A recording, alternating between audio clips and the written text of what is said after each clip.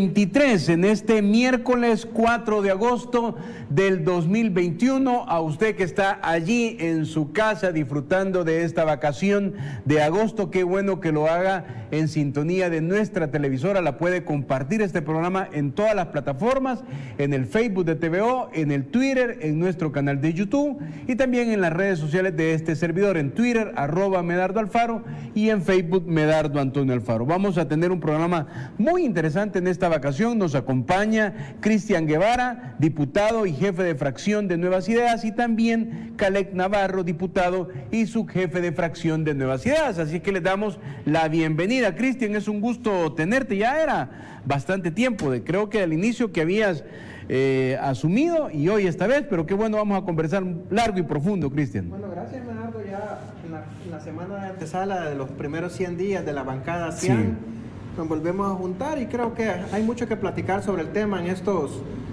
poquitos más de 3 meses de trabajo que hemos tenido ahí en la Asamblea, y que ya, gracias a Dios, creo que los números y, bueno, las leyes, los decretos están hablando por nosotros, por el trabajo de la bancada. Ok, también está Caleb Navarro, que es diputado desde San Miguel. Le agradecemos que esté aquí, Caleb. Es un gran gusto, su jefe de fracción de Nueva Ciudad. Bienvenido, Caleb.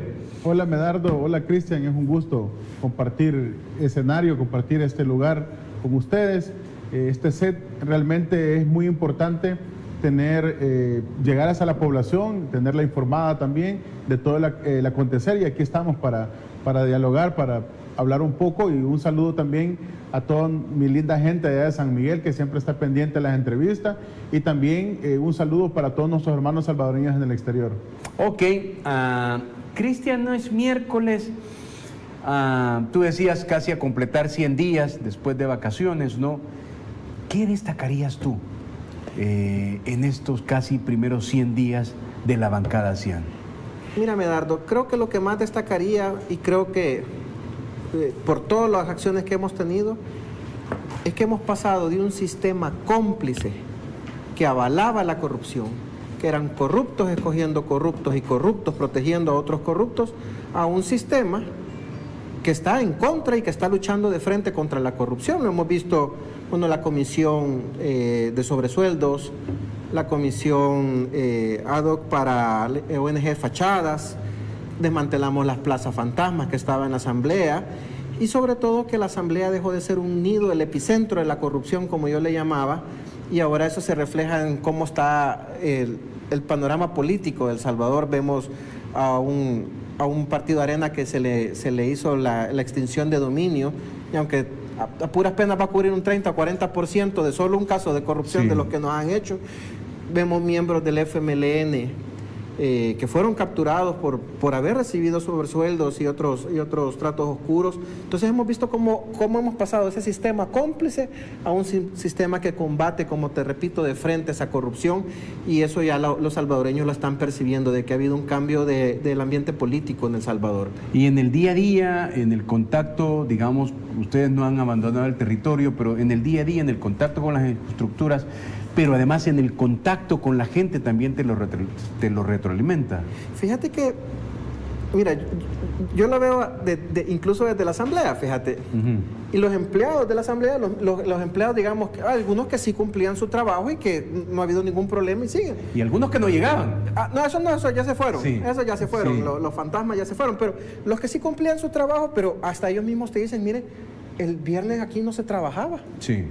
Ni siquiera los equipos de trabajo, los empleados llegaban a laborar ese día. Y fíjate que este último llegaban viernes, solo a hacer presencia porque no se trabajaba, solo a estar ahí llegaban. Sí, y este último viernes, y yo incluso tomé un par de fotos, fíjate. Yo estoy en unas oficinas que la gente le llaman el palo de hule. Allá dentro de la oficina, ¿te acuerdas cuando había un palo de hule antes de la entrada? Hoy son oficinas, ¿verdad? Entonces, le dicen las oficinas, eso hervía de gente trabajando, un viernes. Viernes antes de vacaciones, cuando estoy seguro que antes no hubiera llegado ni uno a trabajar. Entonces, bueno, entonces hervía de gente trabajando. Eso te digo, dentro de la Asamblea, bueno, con Caleb, que le agradezco mucho todo el apoyo que él me ha dado. Y como está joven, yo estoy seguro que él va a ser algún día el nuevo jefe de fracción de Nuevas Ideas, ya cuando yo ya me retire. No, pero que vos estás joven también. Pero fíjate que yo nunca he tenido la idea de vivir de la política. Yo creo que era un paso en mi vida. Yo estoy seguro que hay gente joven como Caleb va a asumir las riendas de este proyecto que va para largo plazo. Sí. Bueno, entonces, te digo, me llenó de orgullo ver cómo estaba aquello de trabajo. Y este fin de semana fuimos a hacer territorio. Fui a trabajar con mi compañera Alexia, con Edgardo Mulato y con Aronet Mencía. Fuimos a ver el caso de los pacientitos que están en el Hospital Bloom con insuficiencia renal crónica, que te duele el corazón mucho ver el caso. Bueno, conocí, imagínate lo que sufre la gente. El caso de una señora que es abuela de 2 niños y su hija murió de VIH. Su nieto menor tiene VIH y su nieto mayor tiene insuficiencia renal y no tienen trabajo. Entonces, a lo que voy, Medardo, es cada sobresueldo, cada plaza fantasma, era un futuro que se le robaba a esos niños. O sea, no se le robaba solo al erario salvadoreño, a esa gente, a esos niños, se les robaba el futuro con cada trance que esta gente hacía ahí adentro. Entonces, bueno, y yo mañana voy a territorio. Vamos a ir a Soyapango y vamos a ir a Popa a entregar unas sillas de ruedas. Y a mí, otra de las cosas que también me llena de orgullo es que si te metes, y ustedes lo pueden ver en Twitter o en Facebook, ves a todos los compañeros de la bancada 100 trabajando en vacaciones. Sí, que no se veían. Que no se veía. Fíjate que el lunes hubo un anuncio de mi compañero Héctor Sales de Sonsonate y de los diputados de Sonsonate que iban a hacer un recorrido como con 8 municipios, en 8 municipios para recoger insumos y ver de qué manera una fundación, que es una fundación muy grande, puede ayudar, digamos, a solventar un poco las necesidades que van a ir a recoger. Lunes de vacaciones. Y antes, primero teníamos un gobierno ausente. ¿Quién puede decir que el gobierno de Sánchez Serén fue un gobierno que lo sentía ahí?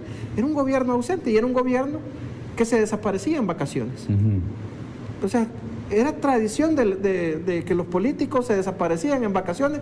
Oye, hay gente que tiene vacaciones largas como Norman Quijano, que ya van para 3 o 4 meses, que se le hizo largas las vacaciones. Sí, a resolver unos problemitas. A resolver ojalá que allí en la vacunatón en Honduras le den la vacuna al señor, porque ya está mayor de edad, pero bueno, se hacían vacaciones largas. Y nosotros, y como repetía, teníamos un gobierno ausente y de repente ves un gobierno como el del presidente Nayib Bukele, que lo ves 100% pendiente, pero lo vas a ver 200% pendiente en vacaciones, porque vas a ver que se va a aumentar la vacunación, que se van a aumentar las pruebas PCR, que se va a aumentar la entrega de paquetes solidarios en vacaciones, ¿verdad? Entonces la bancada CIAN no puede... Se van a entregar 2 millones de mascarillas. Mira, nosotros tenemos que apostarle a la prevención. Es decir, esta es una guerra que ya no la vamos a ganar haciendo cierres. Primero porque el gobierno hizo su papel, hizo su trabajo y nuestra meta es llegar a los 4 millones de vacunados. Cuando lleguemos a esa cifra, la inmunidad de rebaño ya nos va a dar un cierto margen de maniobra. No estoy diciendo que debemos descuidarnos, recuerden que la vacuna solo es para evitar de que se aumente la cifra de fallecidos, pero no es que evitas que te contagien. Entonces tenemos que seguir trabajando con eso, pero evidentemente eso le pone menos carga al sistema hospitalario y al sistema público en general de salud. Entonces podemos ir a apostarle a estrategias de prevención, como el caso de las mascarillas, y ya no a estrategias que en aquel momento eran válidas, que eran más coercitivas, pero que era lo necesario en ese momento porque no teníamos como toda la infraestructura desarrollada, no había vacunas, no habían hospitales listos. Entonces esa es la apuesta, pero te digo, Medardo, para mí el gran mensaje es que nosotros como bancada CIAN, nosotros como asamblea, no podemos ser menos que nuestro gobierno que está dando el 200%, así que, digamos, en nuestro caso tenemos que legislar, pero también tenemos el trabajo territorial y pueden verlo en Twitter, no es algo que Cristian se está inventando, que Caleb se va a inventar, es que lo pueden ver en Twitter y van a ver nuestros 56 compañeros haciendo trabajo territorial en los 14 municipios. O sea, los de Oriente, me imagino que Caleb ya nos va a contar su trabajo territorial. Su agenda que tiene, su agenda. Bueno, yo voy a ir a Oriente. O sea, en estos días que me quedan, yo voy a ir a Oriente. Y voy a ir, primero Dios, a conocer las necesidades de la gente de Nahuaterique, en Morazán. Voy a ir con mi compañero William Soriano a ver algunas necesidades en la Unión, y Caleb también me ha acompañado, me ha pedido que lo acompañe a conocer algunas necesidades de San Miguel. Y vos decís, ¿qué hace un diputado de San Salvador en Oriente? Que nosotros somos diputados de la República del Salvador. Nos escogen, venimos de un grupo de votantes, pero las leyes que hacemos son para todo el país. Y yo no puedo hacer una ley sin conocer las necesidades de la gente de los exbolsones y pensar cuáles necesidades tienen necesidad de una aduana, de vacunas, cómo está el sistema educativo allí. Entonces, si las voy a hacer, tal vez las leyes las hago desde San Salvador, pero pensado en ayudar, te digo, a la gente de todo el país. Y en este caso voy a ir al oriente, como te digo, en mis vacaciones. Ok. Claro, yo le voy a dedicar un tiempo a mi familia, pero sí voy a ir a trabajar, como te digo, a conocer otros departamentos, otros municipios, otras necesidades, para poder así acompañar las propuestas de mis compañeros en el Pleno. Ok. Caleb, hemos visto en estos casi 100 días de legislatura de Nuevas Ideas. 100 años de soledad va a tener Arena y el frente después. Casi, ¿verdad? En estos 100 días que Caleb ha sido muy fuerte diciendo las cosas con mucha potencia. Como muy bien decía Cristian, su juventud, su conocimiento, su profesión le ayuda muchísimo. Pero para entrar luego a fondo, a ti en estos 100 días, Caleb, ¿qué es la mayor satisfacción que te ha permitido estar como diputado? Bueno, nuestra satisfacción más grande es servirle al pueblo salvadoreño. Realmente nos ponemos a hablar a veces con nuestro jefe de fracción, Cristian, y hemos llegado a altas horas de la noche en la Asamblea Legislativa, no únicamente en plenarias, sino que también en un día normal que tenemos que estar viendo muchas cosas administrativas. Y nosotros, ¿cuál es nuestra satisfacción? Que sea de beneficios para toda nuestra población, que lo que nosotros estamos haciendo sea un inicio legislativo que venga a satisfacer a nuestra gente. Por ejemplo, nosotros desde el 1 de mayo dejamos bien en claro que veníamos a trabajar en serio, dejamos bien en claro que no íbamos a andar con esa mora legislativa que tenían los anteriores diputados. Sí. Desde el día número 1, nosotros históricamente se decretó la primera sesión ordinaria número 1. Sabemos nosotros que esa primer plenaria en legislaturas anteriores siempre se postergaba para 1 o 2 semanas después, porque hacían actos protocolarios que al final no le venía a beneficiar nada a la gente. Se llenaban de buenos bocadillos, se llenaban de buenas bebidas, iban a degustar, a perder el tiempo, a comprar también frutitas por ahí, sí, a comprar papayitas para ver, para su gusto. Nosotros no hemos llegado a eso, nosotros no hemos llegado a ningún tipo de comodidad, a tener comodidad en la Asamblea, hemos llegado a trabajar y hemos tenido importantes logros. Quiero decirte, sí, que cuando nosotros llegamos a la Asamblea Legislativa se empezó a denunciar muchísimas cosas como las plazas fantasmas que existían. De hecho, yo el primer fin de semana que pasé, yo pensé y yo dije, bueno, ¿será que han hecho puentes por lo del COVID? ¿O será que, como antes solo puenteando pasaban, verdad? Ajá. ¿Será que hay puente? O sea, el primer viernes que tú llegaste, sí, que estabas de diputado, sí, ¿y esto qué es? ¿Será que hay puente ahora? ¿O será sí, que no vienen todos los empleados porque están así, por lo del COVID, decía yo, ¿verdad?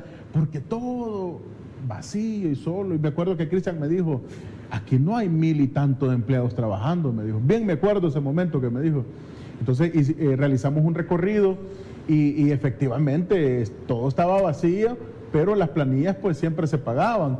Entonces ese fue el primer hallazgo que encontramos en la Asamblea Legislativa. Sí. ¿Y qué es lo que hubiese sido lo complicado o las alarmas le hubieran encendido al pueblo salvadoreño? Que nosotros llegáramos el 1 de mayo, ¿a qué? A darnos la mano con los de Arena, con los del Frente, con los mismos de siempre, y a decir, no, aquí todo está bien, así como lo hizo el FMLN cuando llegó. Cuando el FMLN llegó y tuvo mayoría incluso en la Asamblea Legislativa, no llegó a denunciar lo que estaba irregular. Llegaron a sentarse y a negociar debajo de la mesa, a repartirse el pastel todo el tiempo.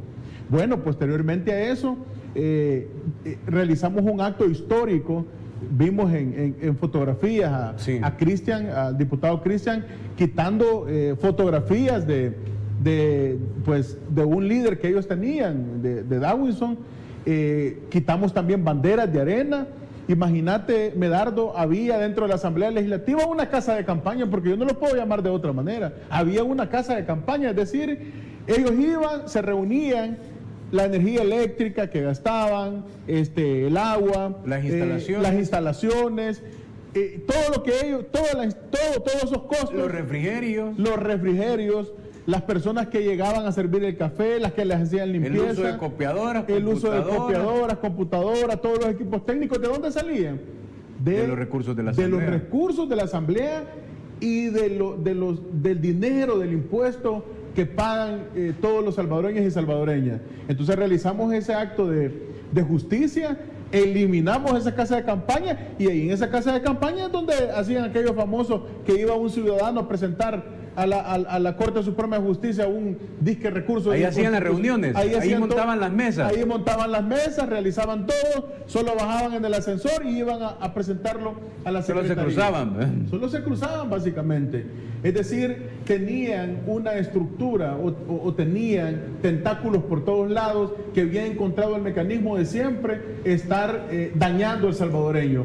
Entonces, esta es la satisfacción más grande que nosotros sentimos como bancada CIAN. También recordemos que han existido entrampamientos legislativamente. Los diputados anteriores, por venir a querer chantajear al gobierno, no le aprobaban ningún tipo de financiamiento para ningún proyecto. Sí. Entonces, ¿a quién afectaba ahí? ¿Al presidente Nayib Bukele o afectaba al pueblo salvadoreño? Pues al pueblo salvadoreño, porque cuando nosotros no damos fondos, por ejemplo, para modificar, para hacer una nueva escuela, para las vacunas, para medicinas, para vivienda, no estamos afectando a un presidente en específico, estamos afectando a todos los salvadoreños y salvadoreñas que no reciben ese beneficio. Tenemos, por ejemplo, en las diferentes comisiones tenemos un trabajo, una eficiencia legislativa sin precedentes hasta este momento. Así de que yo considero de que vamos por ese rumbo que deseamos, y si Dios nos permite la fuerza y la fortaleza, seguiremos abonando a esta gran causa del país. Ok, tú sos abogado, ¿verdad? Sí, soy abogado. Cristian es comunicador por antonomasia, entonces vamos a hacer una cosa en una posición empática, ¿les parece? Pensar que la mayoría de salvadoreños está viéndonos en su casa, ¿no?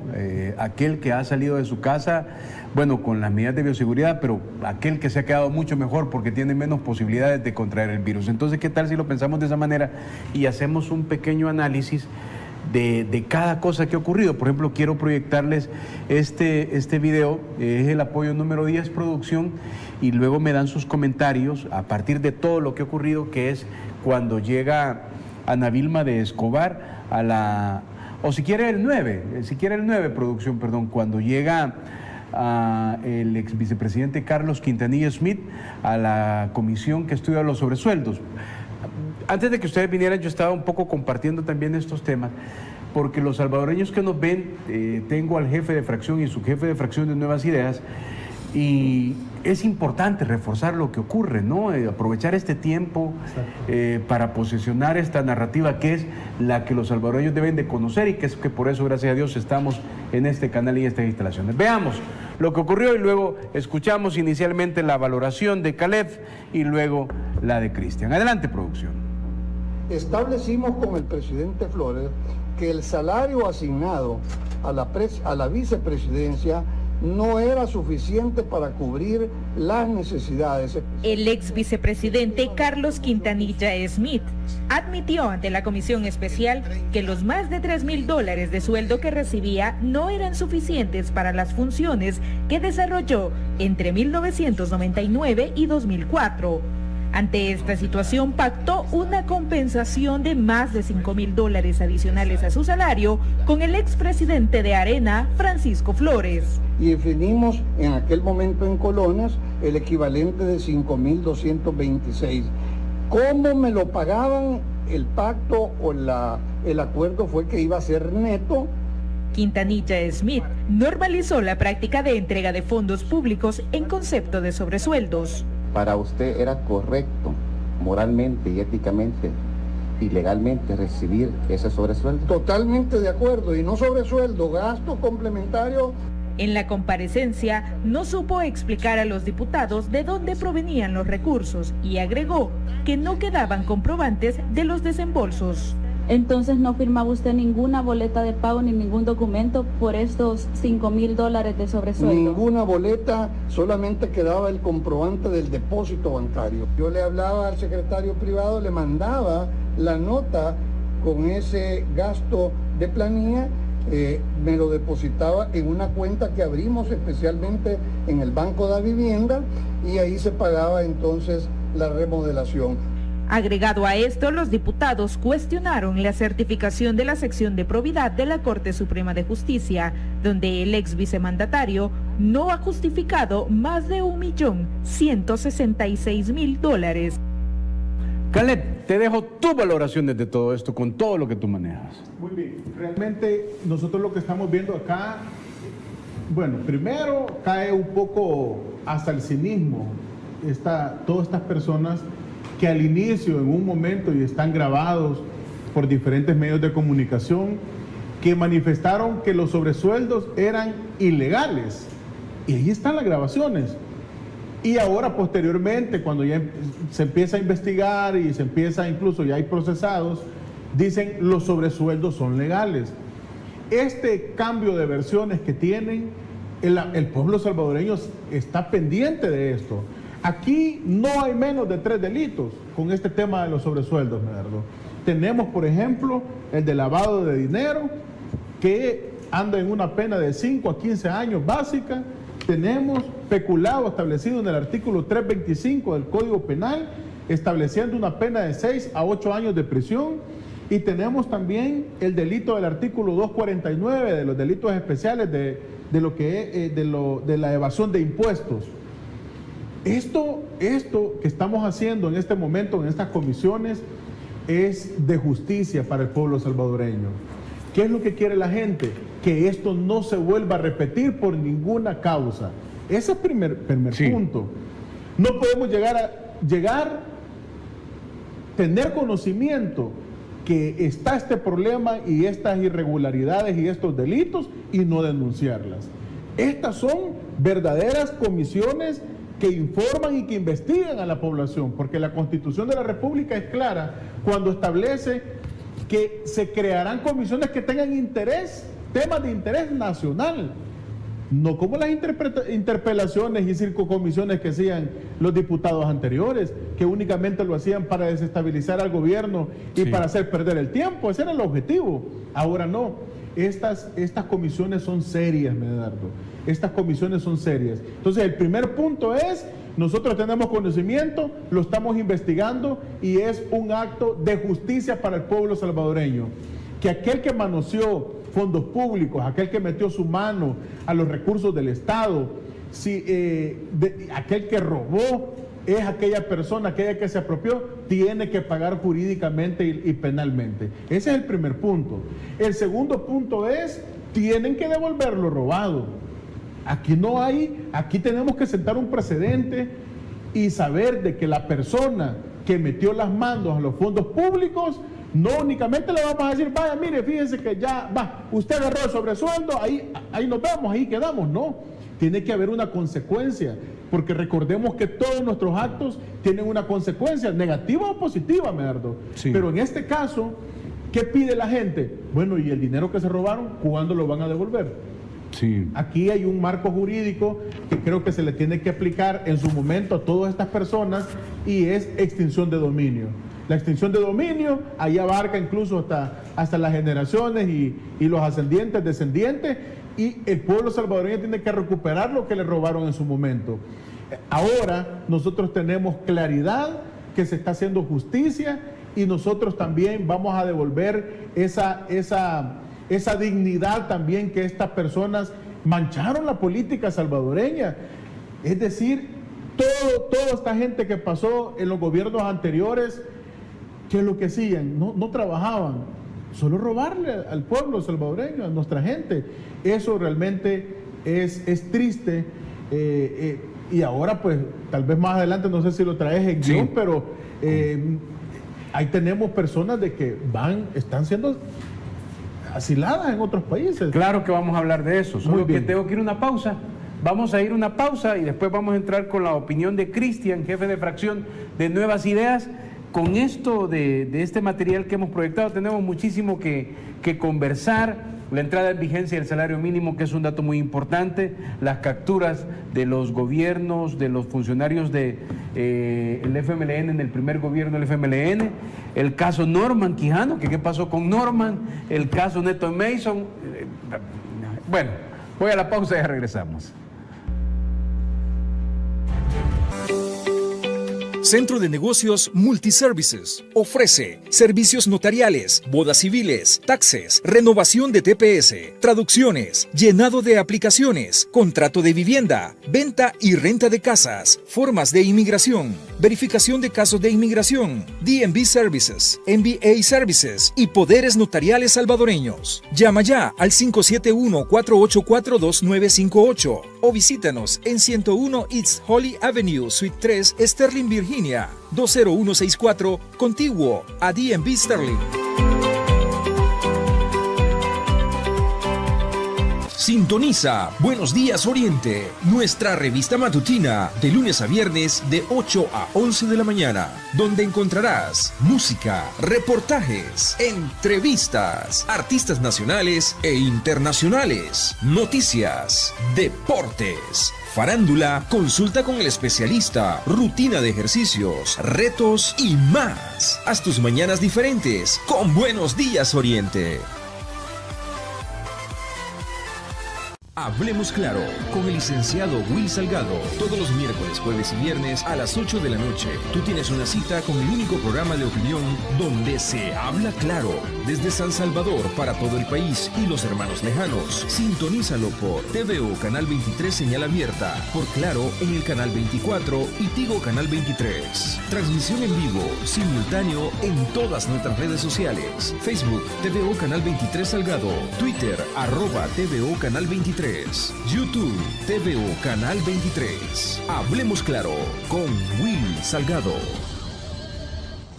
Suscríbete a nuestro canal de YouTube, Salgado TV Noticias, con toda la información del acontecer político nacional y la Asamblea Legislativa. Infórmate y ponte al día de lo que ocurre en nuestro país, El Salvador. Suscríbete a nuestro canal de YouTube, Salgado TV Noticias.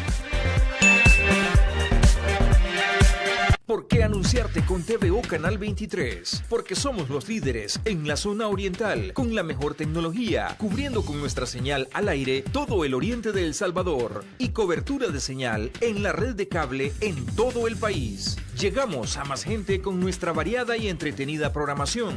Usted se anuncia en cualquiera de nuestras franjas o programas en vivo, con excelentes tarifas. Contamos con más de 500,000 de likes y seguidores.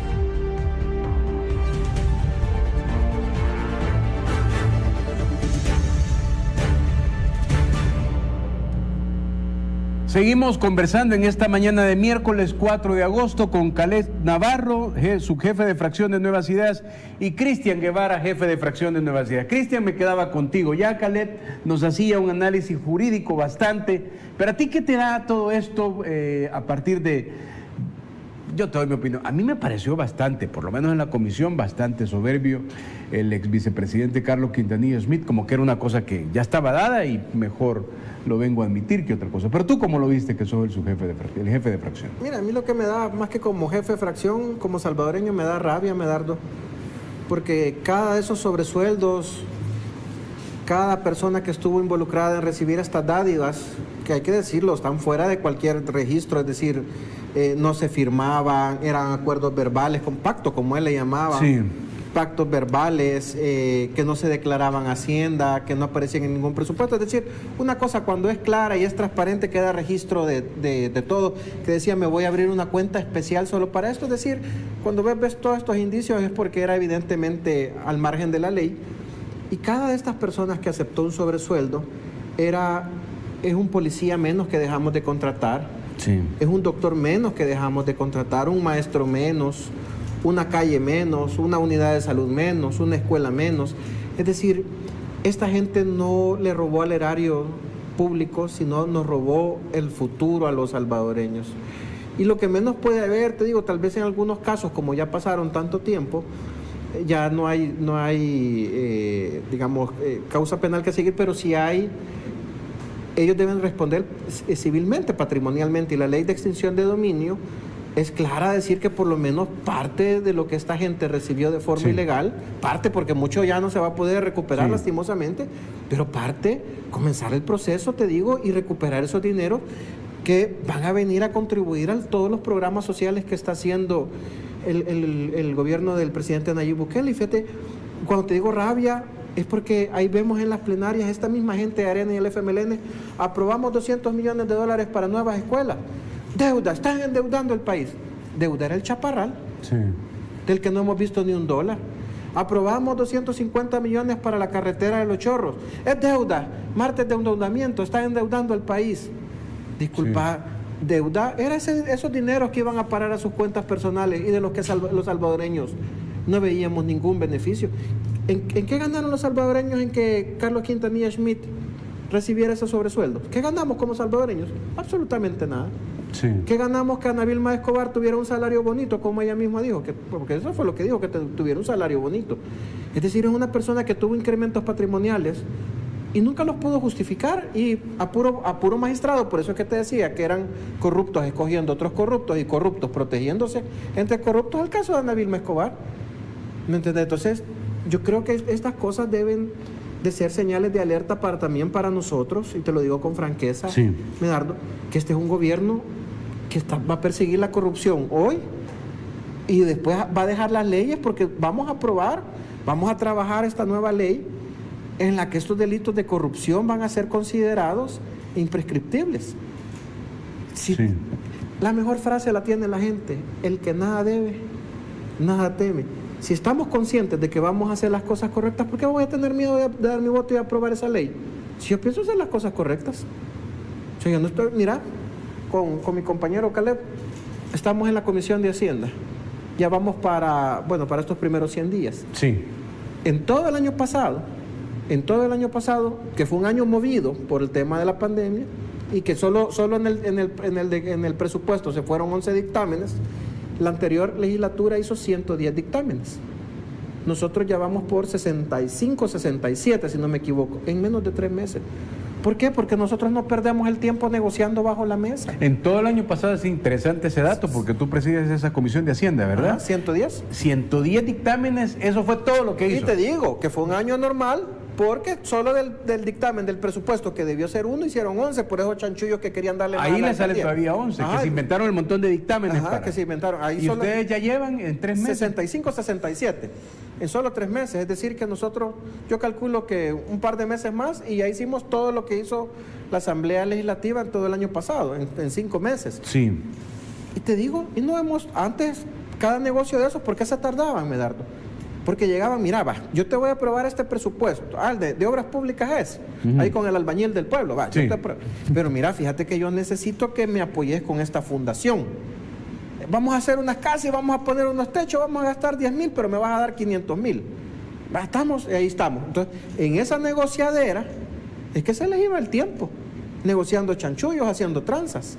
Eso es lo que lo perdía el tiempo. Nosotros, como tenemos claro que nuestro único destino es el pueblo salvadoreño, miren cómo está esto, señor ministro de Hacienda, así, asá. Bueno, hemos descubierto con Caleb, imagínate, donaciones para escuelas, para 30 escuelas que tenían 1 año y medio y ahí estaban varadas. O sea, ¿cómo pueden ser tan criminales, tan poco corazón y tan duros también del ahí ser? Estaban simplemente ahí donaciones que nunca avanzaron. Nunca avanzaban.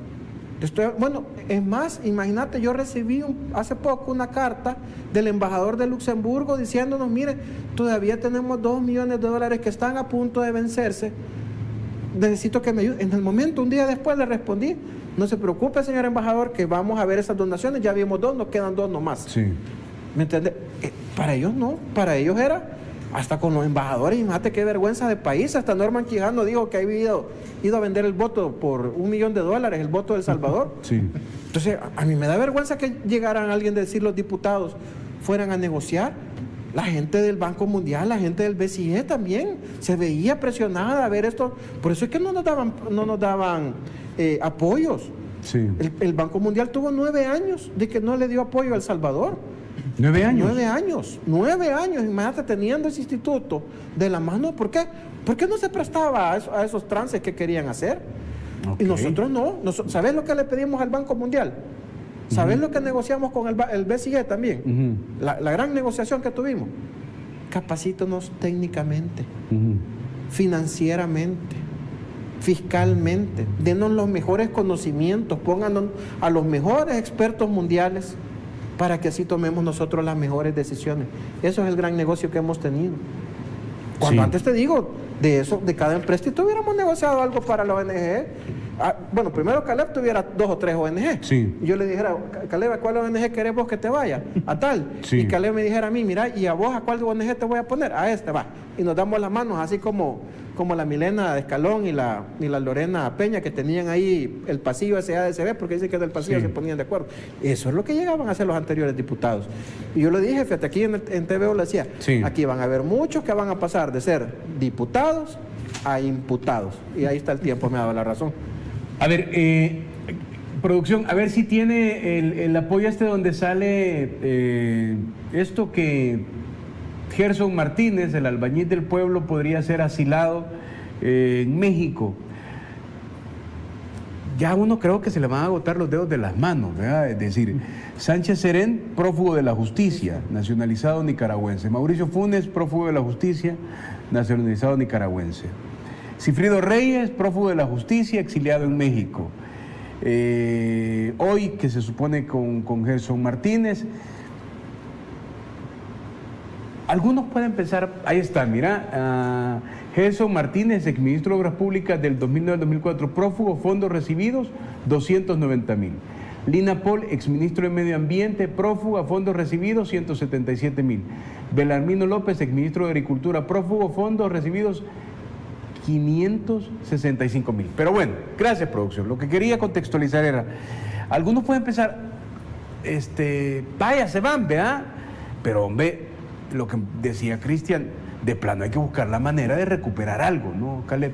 Lo que está haciendo la Fiscalía, lo que puede hacer el gobierno, ¿ustedes sienten que es lo que de plano quieren los salvadoreños, que se haga justicia, que se recuperen estos dineros? Sí, es un clamor popular que nosotros hemos escuchado, pues que, como bien lo dijo Cristian, nosotros somos diputados cercanos a nuestra gente, estamos en territorio, escuchamos, no como los diputados que estaban anteriormente, que se blindaban bajo un cristal y nadie podía llegar a ellos y era como una sorpresa o algo de admiración que platicaban con un diputado. Nosotros sí estamos escuchando permanentemente en los territorios a nuestra gente y realmente eso es lo que pide, eso es lo que pide el pueblo salvadoreño. Pero, ¿qué es lo que está pasando con esto? Se perdió mucho tiempo porque recordemos que todas las elecciones de segundo grado que se hacía o que se realizaba en la Asamblea Legislativa era de carácter meramente político. Por ejemplo, elegían fiscal general, ¿cómo se lo repartían? Por ejemplo, venían, mira, yo voy a poner tantos magistrados, yo voy a poner tantos, yo voy a poner al procurador, yo voy a poner al de la Corte de Cuentas, yo voy a poner al fiscal, y como que literalmente, Medardo, como que era un pastel, como cuando te invitan a una fiesta y cantan y luego parten el pastel y empiezan a repartirlo. Sí. Así se repartían. Nosotros, por ejemplo, con la Comisión de Política que compartimos con Cristian de igual manera, hemos realizado en este periodo que nos tocaba renovar ese tercio de magistrados, los 5 que nosotros elegimos, fueron entrevistas a puertas abiertas ante los medios de comunicación. Incluso algunos decían, miren qué duros son ustedes con las preguntas, porque eso son así, hay que tratarlo. Muchas personas lo decían, bueno, del 3%, ¿verdad? Sí. Pero lo comentaban. Nosotros no nos estuvimos reuniendo a puerta cerrada o abajo o debajo de mesa o pasando o diciendo, miren, si los elegimos, ustedes van a hacer con nosotros. No, nosotros no anduvimos diciendo ese tipo de cosas. Entonces, así se repartían. ¿Por qué te hago este antecedente, Medardo? Sí. Porque ellos elegían, por ejemplo, Arena elegía, por ejemplo, a los magistrados y decía el FMLN o decía Arena, a mí me toca el fiscal. Entonces, ¿cómo iba un fiscal partidista a procesarlos a ellos? ¿Con qué moral, con qué solvencia lo iba a hacer? Con ninguna. Bueno, teníamos nosotros a un ex fiscal que fue destituido exactamente por eso, porque él era un activista más de Arena. Entonces, ¿cómo iba él a investigar a sus propios amigos, a sus propios cheros? No podía porque de ahí dependía la elección de él. Entonces, ahora que las institucionalidades están funcionando, que tenemos un fiscal que está procesando los casos, la gente quisiese ver con más rapidez, y decía la gente, miren, ¿por qué no les mandan a restringir las fronteras? Pero todo lleva un debido proceso, porque aquí se respeta el debido proceso establecido en la Constitución. Pero precisamente eso es lo que pide la gente, justicia, y no nada más justicia, sino también que devuelvan lo robado. Ok, regáleme, producción, el apoyo número 17, por favor, y el 18, para seguir conversando con nuestros invitados de esta mañana aquí en TVO Canal 23. Esto que viene es muy interesante porque lo relaciono con lo que acaba de decir el diputado Caleb Navarro, con un fiscal que de alguna manera muchos casos no fueron perseguidos.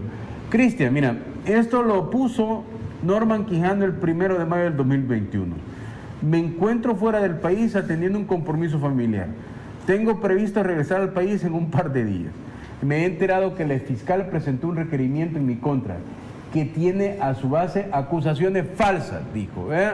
Y veamos el siguiente, por favor, para completar el análisis. Y esto, en las últimas horas, en redes sociales se filtraron imágenes de dos exalcaldes de San Salvador, Ernesto Mason por Arena y de Zacatecoluca, Francisco Iresi por el FMLN. Mason fue vicepresidente del COENA, Francisco Iresi fue miembro de la Comisión Política del FMLN, y aquí están haciendo fila para recibir comida. Dos preguntas. ¿Cómo ves tú el caso de Norman, no? La manera como declaró que iba por un par de días y ya casi van 100, y es miércoles, el Neto está donde debe de estar para muchos presos, o entiendo que un magistrado de Cámara de apellido Rogel, que entiendo que es hermano de la exdiputada del FMLN, Iliana Rogel, habría favorecido para que tenga arresto domiciliario. ¿Qué información tiene sobre esto? Bueno, mira, creo que hay que recordarle a los salvadoreños, a mí me gusta recordar, porque es bien importante, el fiscal al que destituimos, porque nunca tuvo que haber sido elegido por sus evidentes vínculos partidarios, fue miembro del equipo de campaña de Norman Quijano. Es más, en las publicaciones está, cuando él nombró a quien iba a ser su equipo de transición, si ganaba Norman Quijano, quien estaba en ese equipo era el anterior, el fiscal. Acá la mesa donde él aparece sentado. El fiscal destituido. Quien lo juró a él de fiscal fue Norman Quijano. ¿Y sabes quién estaba también en ese equipo de campaña? Sí. Ernesto Mason. Sí. Porque Ernesto Mason siempre fue un protegido de Norman Quijano. ¿Quién negoció con las pandillas para la campaña de Norman Quijano? Ernesto Mason. Entonces te fijas que ahí era una triada de estos tres personajes. Entonces, claro, ese fiscal destituido nunca iba a dejar que procedieran los casos contra Norman Quijano y contra Ernesto Mason, ¿me entendés? Y Ernesto todavía sumó otros casos porque nunca le pagó las retenciones de la cuota a todos los empleados de la alcaldía. Mira, si la gente habla con los salvadoreños, a mí como yo hasta con los de la basura hablo, fíjate, cuando llegan ahí en mi casa me detengo a hablar, hola jefe, ¿cómo estás? Y tal cosa. Y ahí me contaban, imagínate, ganan los pobres, ganan 400 pesos, les descontaban, ponerle AFP, IS, todo, les descontaban los préstamos personales y la alcaldía se los retenía. Entonces me decía, jefe, fíjese que a mí me toca pagar doble porque me descuenta la alcaldía los 60 pesos de mi préstamo personal, pero aparezco en mora, entonces tengo que ir a pagar los 60 pesos yo. Entonces yo estoy al día, al teoría, con mis cuotas, pero tengo que pagar el doble y aparezco en mora porque la alcaldía me retiene esos dineros. Entonces también cometió otras ilegalidades. Y esto pasa, mira, antes como esta gente se creía los dueños de la finca. Sí. Y decían, bueno, si yo entro, me hago el enfermo y salgo. Solo miramos el caso de Francisco Flores. Al final, días detenidos, pasó muy poco. Todos los tuvo en la casa domiciliario, en el hospital, donde finalmente falleció. ¿Me entendés? Creo que lo de él fue más que un desgaste físico, un desgaste moral, porque digamos la prepotencia con la que se manejaba esta gente. Pero Yo creo que al final la justicia no... Monseñor Romero tenía una frase que decía que la justicia solo picaba al que andaba descalzo, y yo creo que eso les duele, que la justicia al final esté cambiando y que vea gente que esté pagando por los delitos que cometieron. Yo lo he dicho, en el caso de Norman Quijano, imagínate, hubiera quedado de presidente alguien que negoció con las pandillas. Sí. Y Ernesto Mason fue nuestro alcalde, alguien que negoció con las pandillas. Eso es el equivalente a que Joe Biden hubiera negociado con Al Qaeda, o que el presidente de España hubiera negociado con el ETA. A ese mismo nivel de terrorismo y de complicidad tuvo Norman Quijano al haber negociado con las pandillas. Y el dato que todos vimos en los videos, que Ernesto Mason les pregunta a los que estaban en la reunión ahí con las pandillas, que si les parecía que Facundo Guardado fuera el ministro de Seguridad. Imagínate negociando. Están ahí en los videos. Negociando el gabinete, negociando un gabinete con los palabreros. Sí. Es que a ese nivel de degeneración política habíamos llegado, y creíamos que así debió. Es decir, si no hubiera irrumpido el presidente Nayib Bukele, si no hubiera irrumpido Nuevas Ideas, creo que hubiéramos estado condenados toda la vida a arena, frente, porque al final era lo mismo. Y lo hemos visto. Si en las plenarias se ponen de acuerdo. Es más, pasa más seguido que se ponen de acuerdo Arena y el FMLN que la minifracción del FMLN en general, porque sí, los de la minifracción pasa votando dividido cada rato, pero cuando Arena propone algo, el FMLN sale a apoyarlo, y cuando el FMLN propone algo, también Arena lo apoya. Y eso lo vemos bien seguido. Eran lo mismo, lo que pasa es que ahora se les acabó esa cortina de impunidad que tenía, y los ha obligado a que la unión queden en evidencia. Que quede en evidencia. Por ese material que nos compartieron, donde está el exalcalde de Zacatecoluca con el de San Salvador, es natural porque ya están unidos. O sea, vos ves ahora a la NEP defendiendo al FMLN, sí, y ves al Diario de Hoy defendiendo al FMLN, y ves a Lorena Peña defendiendo a Ana Vilma de Escobar. Y ves a Paolo Lures retiteando a Mauricio Funes. No, pero es que Paolo Lures juega para como por 3 lados. Ahí al que le mande los 100 pesitos. Al que se la crea, ¿verdad? Al que le mande los 100 pesitos del tweet. No, sí. Paolo.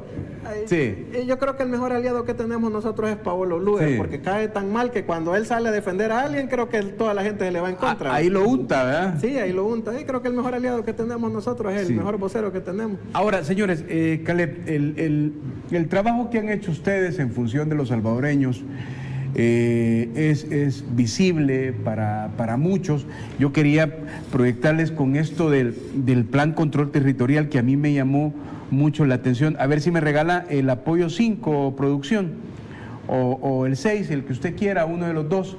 Es bien interesante. Yo le comentaba a nuestra audiencia, esto que estamos viendo fue gracias a la decisión de la bancada de Nuevas Ideas, que ratificó los fondos del plan control territorial, que fueron como muy importantes. Hoy estamos en la fase de incursiones. Cristian y Caleb, a mí esto me parece increíble, porque yo solo lo veía en las películas, ¿verdad? Entonces uno se pone a pensar, qué bueno que esto ya lo tenga el gobierno de El Salvador para poder detectar. Yo le decía aquí a los chicos antes de entrar, ¿te imaginas tú esto en las colonias que siempre han estado estigmatizadas?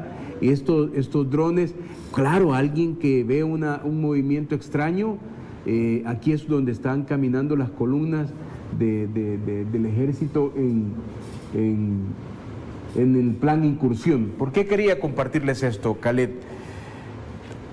Hace 2 años, cuando se lanza el plan control territorial, el 20 de junio, los homicidios eran 15, 12, 14 diarios. Después de 2 años, los homicidios hoy son 2, 3, ¿verdad? Uno puede pensar, señores, que por la eficiencia que ha mostrado el gobierno, y ahora más con el apoyo de la bancada CIAN, este plan, esta cuarta fase de incursiones puede tener grandes resultados en pocos meses, sumado a eso que estábamos viendo que el segundo banco más importante de los Estados Unidos decía que El Salvador puede crecer a un 12%. Caleb.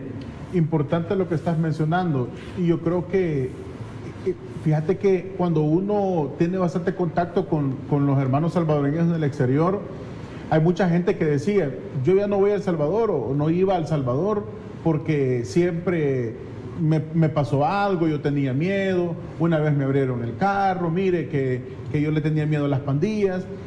y posteriormente a este exitoso plan, como tú le has llamado, y así es, ya mucha gente viene y dice, no, yo ahora que vengo a El Salvador me siento más seguro que incluso en unas partes de Estados Unidos, por ejemplo.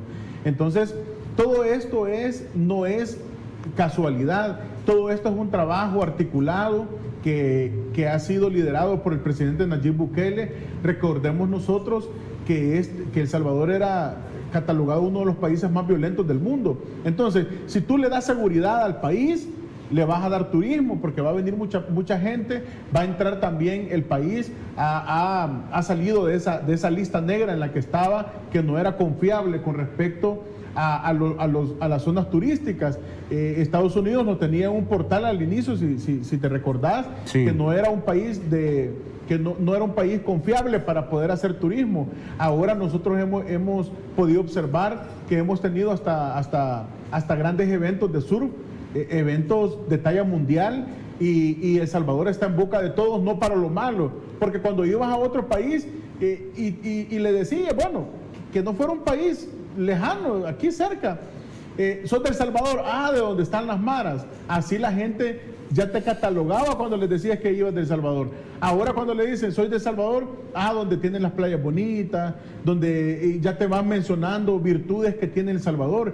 Eso es lo que nosotros queremos, que la gente hable bien. Y este plan de seguridad es muy importante, porque nosotros sabemos que de la seguridad de un pueblo, de una nación, depende todo, como te digo, la economía, el turismo. Ahora bien, nosotros estábamos viendo en la Comisión Financiera algunas proyecciones con respecto al cierre del PIB de El Salvador, y nos ha dejado también en esta sintonía Estados Unidos, este Banco de Estados Unidos, que da una proyección del 12%, del cierre del 12% de El Salvador.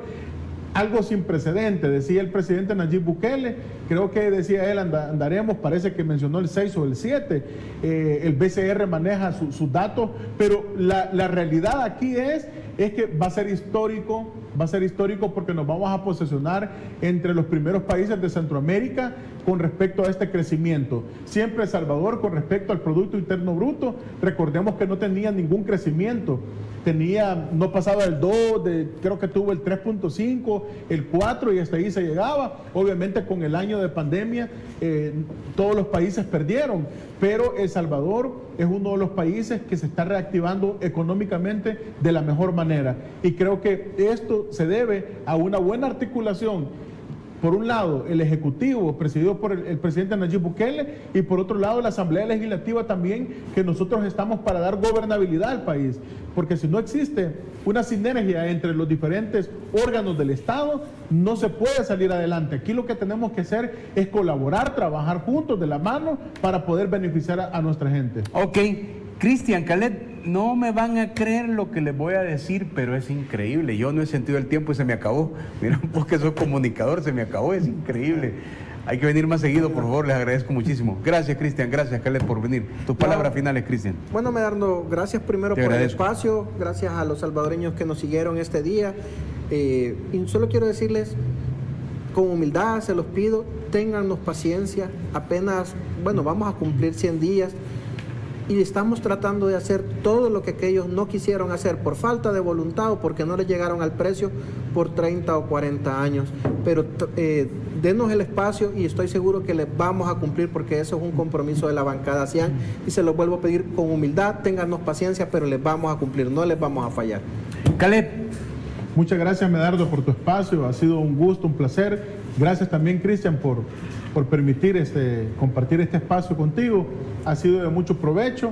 También aprovecho este espacio para enviar un saludo nuevamente a mi linda gente de San Miguel, por el departamento por el cual soy diputado, y también a nuestros hermanos salvadoreños del exterior, que sabemos que hacen una noble labor, siempre recordándose de las personas que tienen aquí, de sus seres queridos. Muchas gracias y feliz día a todos. ¡Vive el águila! Que vive el águila. ¿Y tú quién vive de El Salvador? ¿De fútbol? Fíjate que yo era Firpo, pero casi ya no sigo el fútbol local, casi ya no lo sigo. Pero águila mejor. Te vas a hacer águila. Pero de chiquito era Firpo. Sí. Pero sí tengo que decirte algo, Caleb, con mucho respeto. Hoy que el Platense ha subido a la primera división, nos vamos a ver. Bueno, mi mamá es de Zacate, así que... Bueno, está bien. Los veo el próximo Mañana viene Nelson García, así es que no se lo pierdan, yo lo veo el viernes a las 6:30 de la mañana.